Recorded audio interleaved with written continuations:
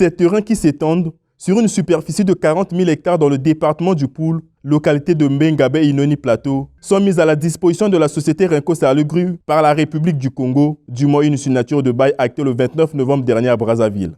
Ce dimanche 4 décembre, les ministres des Affaires foncières du domaine public chargés des relations avec le Parlement, accompagnés de sa collègue en charge de l'économie forestière, ont effectué le déplacement de Mbe et de Ngabe dans l'objectif de faire la lumière sur ce projet Jacambé qui intègre bien la décennie de la forestation dans le monde prônée par le président Denis Sassou Nguesso. Il s'agit de réaliser un projet d'envergure, un projet très important, celui qui consiste à planter des arbres sur une superficie définie, cadastrée de 40 050 hectares.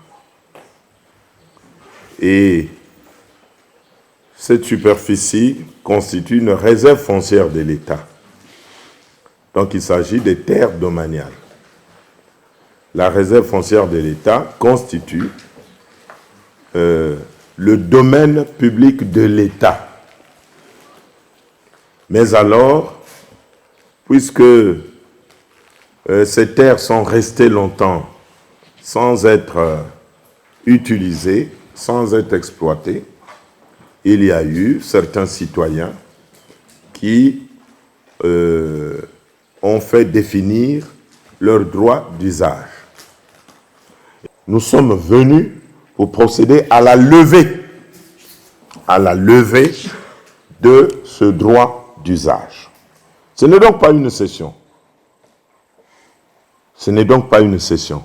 C'est l'État qui doit céder son bien et l'État l'a déjà fait de la manière telle que ça a été expliqué. Jacambé, bien qu'il va générer 250 emplois directs et des centaines indirects, contribuera également à impulser le développement de l'économie locale, notamment à travers la composante agroforestière dédiée aux populations locales. À la faveur de cette mission dite de la levée des droits d'usage, justifiée par la remise du fonds symbolique aux familles terriennes, les deux parties ont signé les documents y relatifs. Nous ne pouvons qu'être heureux. Heureux parce que, je le disais tout à l'heure à M. le ministre d'État, qu'après le barrage hydroélectrique d'Imboulou, c'est le plus grand projet du gouvernement dans ce district. Le plus grand parce que ça mobilise quand même 53 milliards de francs CFA, c'est pas rien. Il est grand, il est important pour le district en ce qu'il va générer des emplois et développer l'économie locale. Tout simplement des remerciements au gouvernement qui a pensé à notre district en général et au gouvernement qui a pensé à nos terres. Parce que nous qui avons reçu, ces dons, nous qui avons reçu cette bénédiction du gouvernement, et que nous ne pouvons qu'être très contents parce que ça va, je suis certain que ça va nous recrier, ça va nous égayer.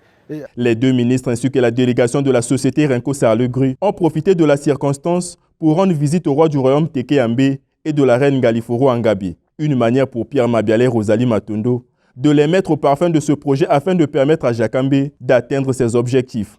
Les deux royautés avec une immense joie ont souhaité bon vent à ce projet en remettant un plan de calputus PF1, symbole de la bénédiction. Après quoi, les deux représentants du gouvernement avec les autorités locales ont exécuté une opération de planting.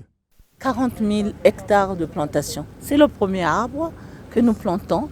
Ce qu'il a dit, c'est que de la même façon que va pousser cet arbre, c'est de la même façon que le projet va évoluer. Donc c'est toute une bénédiction, un symbole de bénédiction, et nous sommes heureux pour cela. En retour, les membres du gouvernement ont distribué les vivres et les non-vivres aux communautés locales, tout en les exhortant à une adhésion massive. Le jardin carbone de Mbe vise aussi la séquestration jusqu'à 30 millions de tonnes de carbone pour la période 2024-2050.